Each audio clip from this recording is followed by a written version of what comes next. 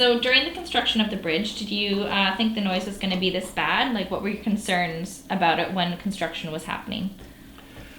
During the construction phase, we were prepared for a lot of noise, I think. We were prepared for noise in the construction because, after all, there was the boom, boom, boom, boom of the Pile driver. Yeah, the pile drivers. So that was pretty overwhelming. So once that stopped, it was actually quite delightful. However, we were overwhelmed with what happened when the bridge actually opened. We were away for the weekend or the week that it opened. We were out sailing, and we came back, and it was like, There's this what sound happened? all the time. A wall of sound. So I guess the answer is no, we weren't prepared for that. We've been talking to all the neighbors, and in our walks over in the green belt there, and they would be saying, well, it's going to be noisy, and we'd be saying, oh, well, it's not going to be too bad. So yeah, we were a little. We were surprised. dismayed with the reality of the actual Yeah. bridge itself. Yeah. So I take it then the noise has significantly impacted you then? I'm a poor sleeper. So from the standpoint of people saying, oh, you'll get used to it, no, because I'm a poor sleeper and I hear sounds. Now, one of the things that has come out of all the talk and all the meetings is that the Ministry of Transport did a study of the noise, but what they're using as their target is, quite frankly, a noise level that makes people deaf. It's a safety hazard. Well, that's not the point. This was put into our backyards in a well-established neighborhood where there was very little sound. Sure, there was some industrial noise, some train noise, but that comes and goes. This is all the time. And it starts at 5:30 every morning. I'm awake and I go, bridge noise. It's not that we don't hear the birds, because we do hear the birds. We hear the birds. We still enjoy the garden, but there's always that constant swoosh. And until they get the expansion joints totally dealt with, there's the sound of the expansion joints, the croaking of the expansion joints. So, yeah, it's overwhelming. It's hard to take, because we had made a point of checking the neighborhood out before we came. Sesame, leave it. Before we came over, we made a point of checking the community plan as well, and at that point, the bridge was to be put down in 240th Street. 240th. And so we knew, we spent a good year looking at homes and making a decision before we bought here.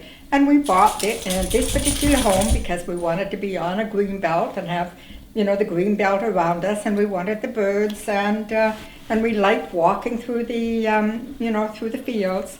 And so this was a very well thought out, long thought out decision. And then all of a sudden, the official community plan changed, and the bridge was moved from 240th to here. So it was a bit of a stunner for us. Also, I'm going way beyond your question here, but one of the things that's really irritating is that the level of government that did this is this intermediate entity called TransLink that isn't elected, that just appears out of nowhere and says, oh, too bad for you, big X. And it's very frustrating. Yeah. So then what's been your involvement to help with the bridge noise? We, how did it get started? What's been our involvement with the bridge noise? We attended the meetings of angry neighbors once we realized we weren't the only ones that were really choked about this. Our big surprise, I must say, is that there are as few people that are really angry as there are. Yeah, it's just the people who are really directly line of sight. If you can see it, it's irritating. Before that, we were involved with the petition. There was a petition in the neighborhood, in all of the neighborhoods, and we made a point of going up and collecting the signatures on our street. And so, we were involved with that way, because the petition then went on to City Hall, I believe, and to TransLink. So, And then after the petition, and once the community meetings started, we were involved too. Sesame is being a real pain. I'm afraid we should have a camera pointed in the other direction as the patient interviewer. It's okay, this will be a great storytelling class. Yeah. So then, do you feel the communities really come together to help fight TransLink and through the meetings, or? Some parts of the Parts of community it. have come together.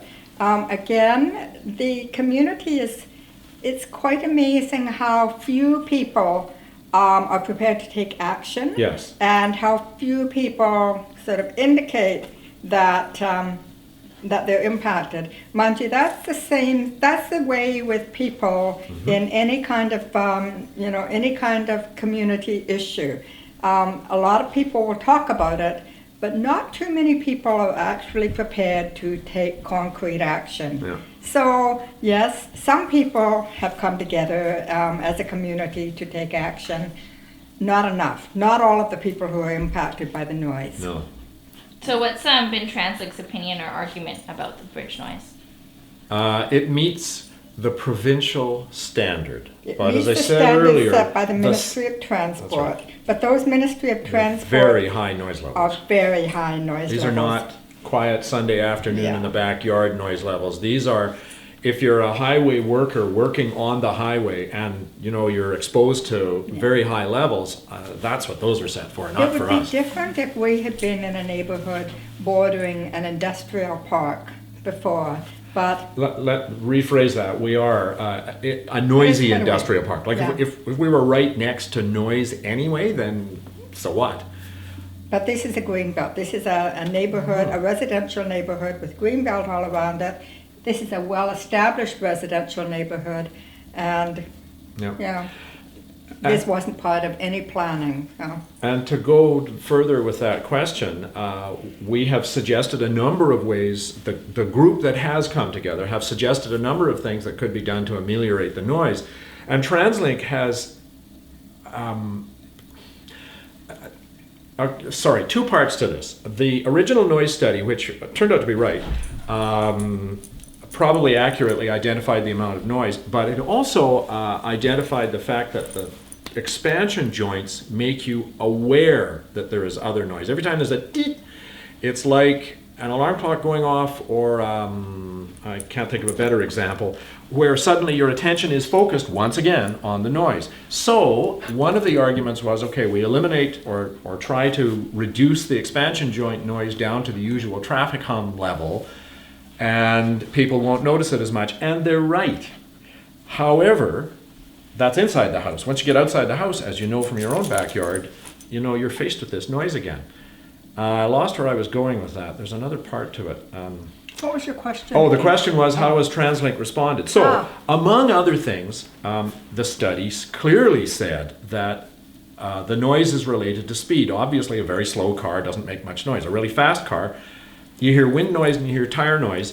And there are well-documented and established noise studies from the City of Vancouver, it's been around for a long time, and the City of Delta, who have gone to great lengths in their way to try to, I'll call it, protect their residents from some of this noise. We had suggested reducing the speed on the bridge, which doesn't cost TransLink anything, and costs a commuter traveling at 80 kilometers an hour, 18 seconds.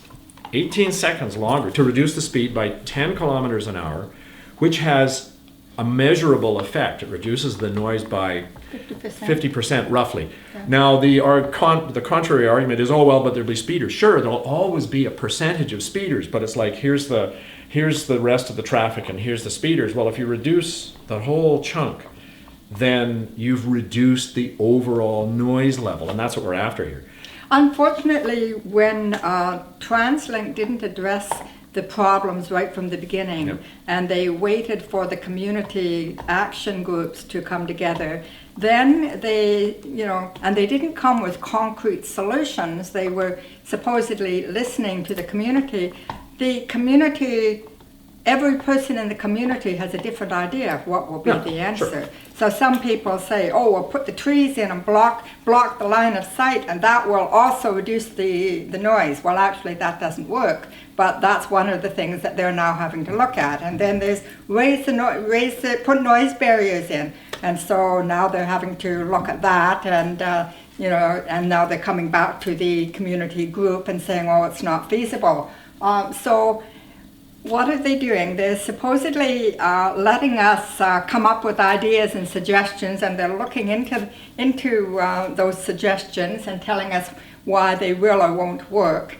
One thing they have done is they have changed the expansion joints, not to the kind of expansion joints that the community wanted them to put in, because unfortunately those ones cost way too much money, and would also take too much time to deal with.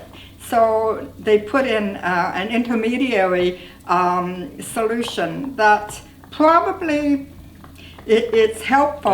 It has helped. But it's not the answer. So So TransLink has kind of, they haven't just said nope, but they're sidestepping a lot. yeah. Because one of the folks at the meeting, part of his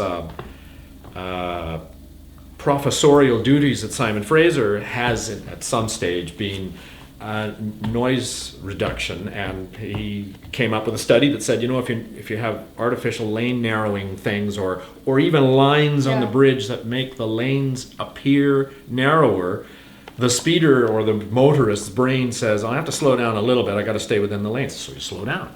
So the noise goes down. There's several traffic dampening, several traffic calming measures that could be introduced. That have not been taken. Such as that one, such as the barriers to narrow the lanes, and such as the reducing the speed. Yeah. But for whatever reason, said, they no. haven't done that. So we're not We'll thrilled. see. We will see. Perfect.